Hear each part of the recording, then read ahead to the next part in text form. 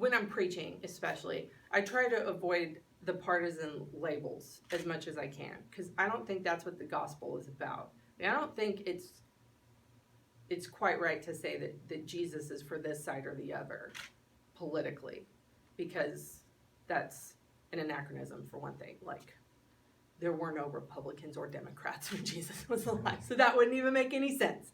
But paying attention to the things that Jesus is saying in the gospel and looking out for the people who are disenfranchised and who are vulnerable and who are poor, while still maintaining, which Jesus did, relationships with the powerful and the rich. I'm like, who was this guy? Like, how did he get invited to everywhere?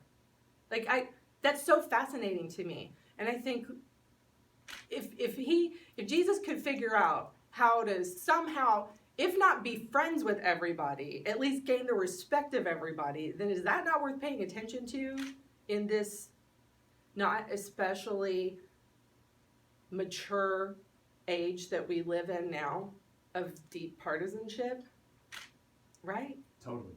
So that to me is more compelling a story, how to find that third way, that Jesus is not on this side or that side, but I'm going a way that you didn't even see coming.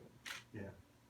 That usually frustrates people, because, you know, someone will ask Jesus a question and he just tells them a story and walks off. Like, what am I supposed to do with this? You didn't really answer my question, but you did. Like, right. So it's maddening. But to me, that's so much more interesting in the culture that we live in than being on a partisan divide and trying to talk about issues from the perspective of the gospel, like